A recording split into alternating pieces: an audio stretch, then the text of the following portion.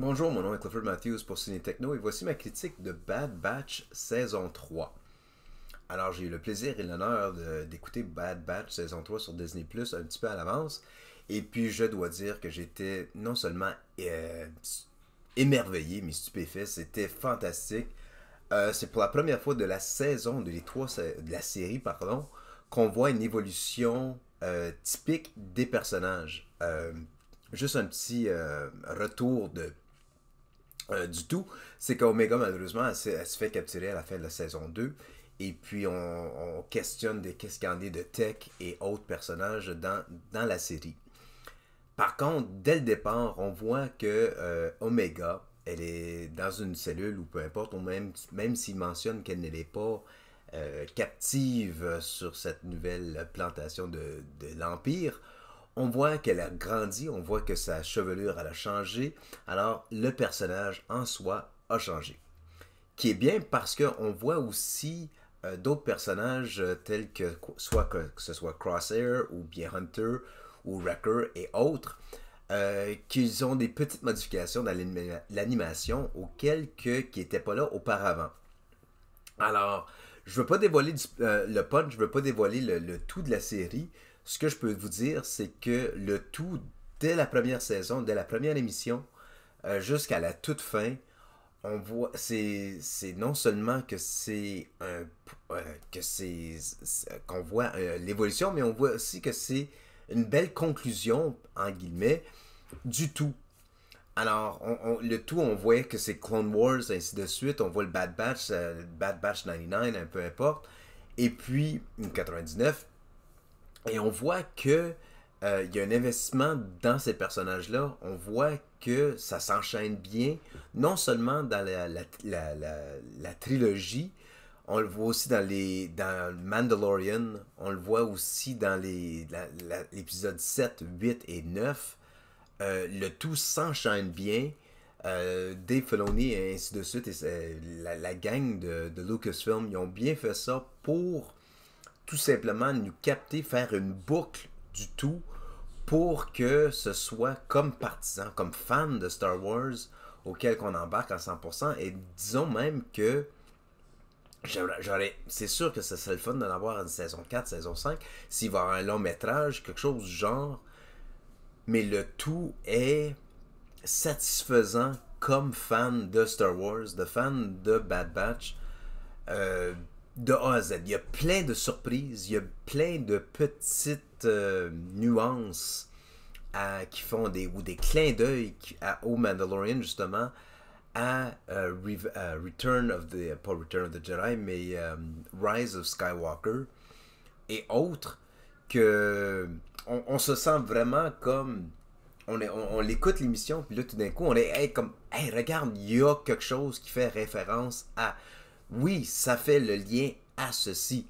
Alors, tout comme Clone Wars a fait pour l'épisode 1, 2, 3 ou même 4, 5, 6, Bad Batch fait définitivement ce lien auquel on peut être satisfait du déroulement, parce qu'on s'entend que entre saison 1 et saison 1 était personnellement ma saison préférée pour le simple fait que ça faisait cette transition entre Clone Wars, Ahsoka, le personnage d'Ahsoka à cette nouvelle troupe.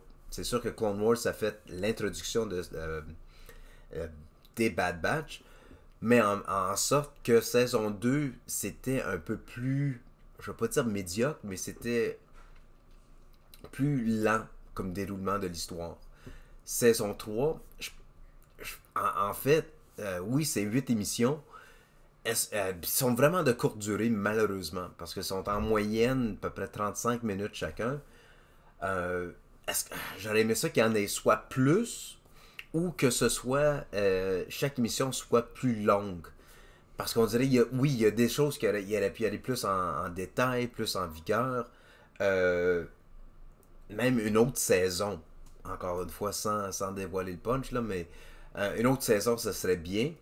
Mais le tout, en somme, résume bien qui sont les Bad Batch, pour leur existence, pourquoi l'intérêt à Omega, pourquoi qu'Omega est tellement importante dans la mythologie de Star Wars, pourquoi que les Bad Batch en soi sont importants dans la mythologie de Star Wars.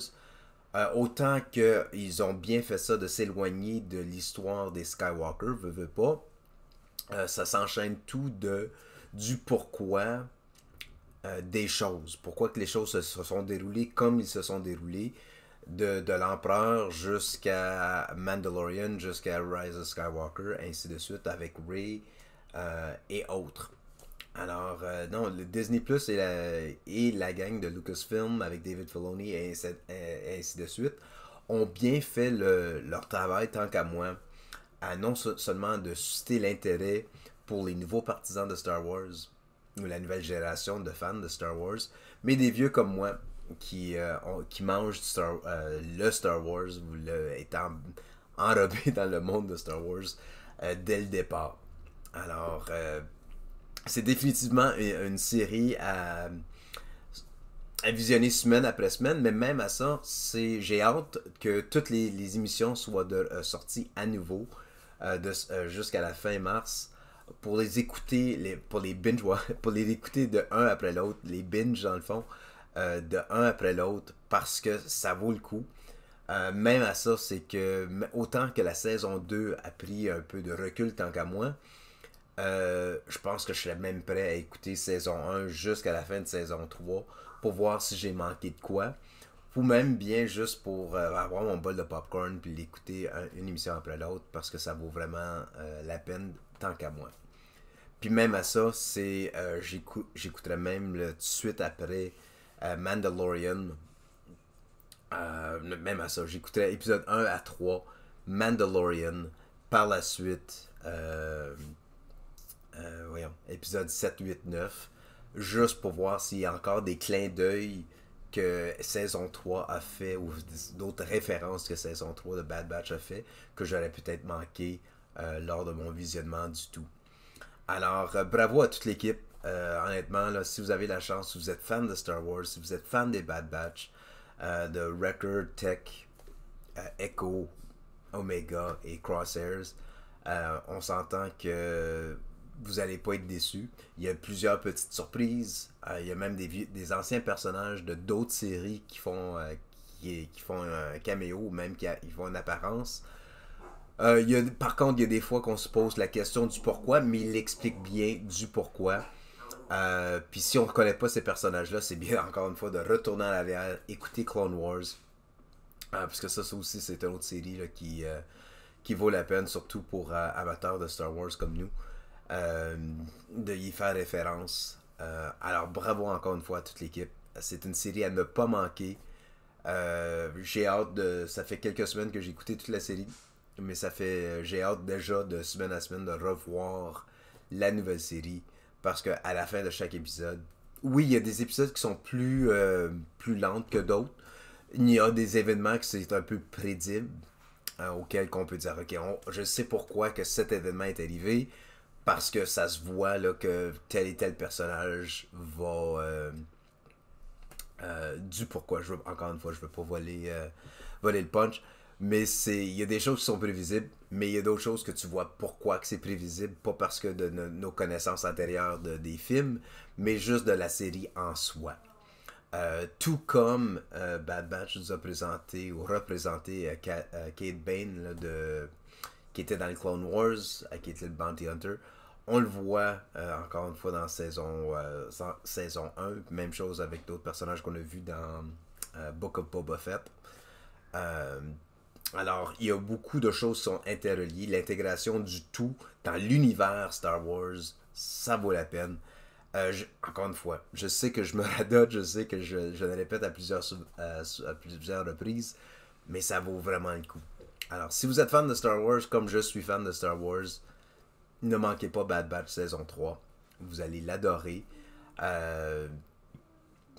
Ouais. Il n'y a pas d'autre chose que je peux ajouter plus que ça. Comme fan de Star Wars, c'est sûr qu'on peut trouver des choses pour dire ok, il aurait pu améliorer ci, améliorer ça. Mais de ma part, comme fan, je m'assis dans mon divan, je prends mon bol de popcorn ou peu importe. J'apprécie le tout pour qu'est-ce qu'il y en est. Et puis, oui, c'est sûr que je peux faire une critique davantage, mais pas une critique, mais de négatif, mais ça vaut vraiment pas la peine parce que la série en soi, de A à Z, c'est du bon Star Wars, en autre mot. Encore une fois, pour Ciné Techno, mon nom est Clifford Matthews. Merci beaucoup et à la prochaine.